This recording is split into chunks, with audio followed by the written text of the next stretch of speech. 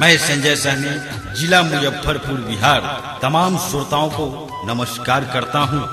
देवी गीत दुलड़ी माई कांवर भजन भोला के शहर में के अपार सफलता के बाद आइए सुनते हैं भोजपुरी दुनिया के सुपरहिट गायक एवं गीतकार मनोज तिवारी सोल्जर के आवाज में इस साल का सुपरहिट एल्बम माई मशहूर हो गईलू, माई मशहूर हो गईलू, जिसे संगीत से सजाया है संजय सिंह मिकलू, जिसको आप सुन रहे हैं देवचरण फिल्म के माध्यम से, जिसे आप तक पहुंचाया है गौरी साउंड तलवा पोखर कोटवा बाजार, Sonali sound Belwatia Pipra Kothi, Sanjay sound गंगौलिया, Gurjeet sound नगवा बाजार, कुशवाहा साउंड जनता बाजार।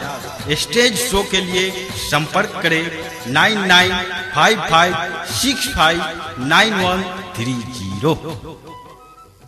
माता के भवन में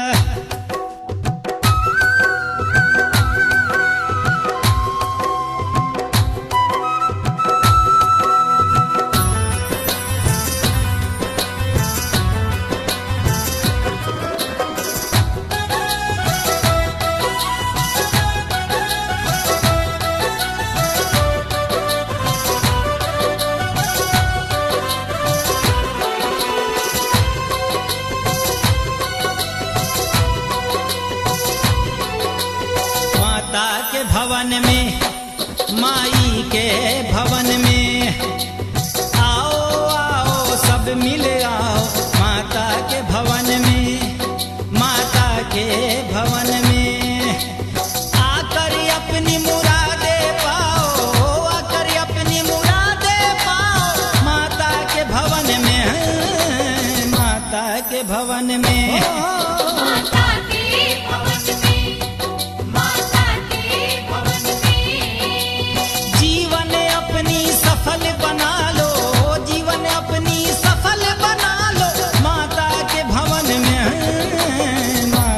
के भवन में, माता के भवन में, माता के भवन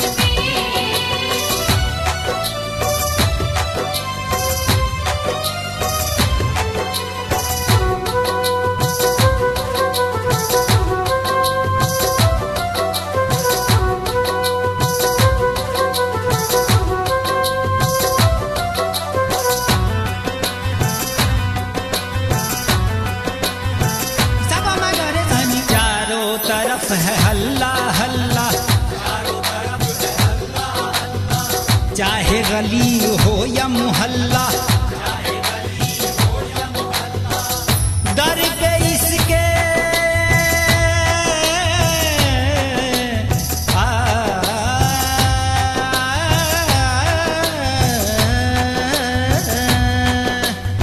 दर पे इसके अमन का फूल खिलता, सच्चे दिल से आए जो दर पे तो उसी का दुआ कबूल होता है।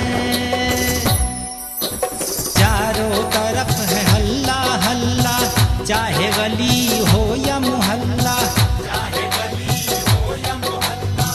बिगड़ी तेरी बन जाएगी, बिगड़ी तेरी बन जाएगी, माता के भवन में, माता के भवन में, माई के भवन में, माई के भवन में आओ आओ सब मिल आओ, माता के भवन में।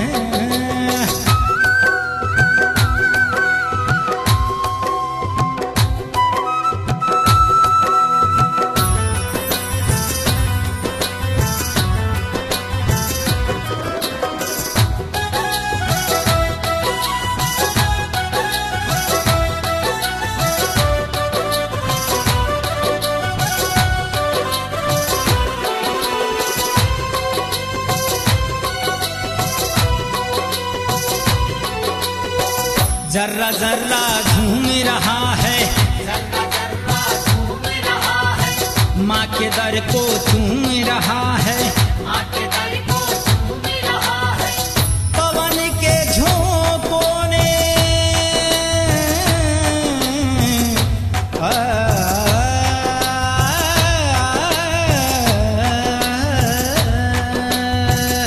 पवन के झोंकों ने माँ का सौगात लाया है। झोली होगी न खाली तेरी, ये संदेशा लाया है।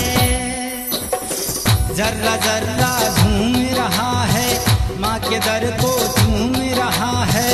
माँ के दर को झूम रहा है, चरणों से तू लग जा बंदे, चरणों से तू लग जा बंदे, माता के भवन में, माई के भवन में, माता के भवन में, माता के भवन में। आओ आओ सब मिल आओ माता के भवन में।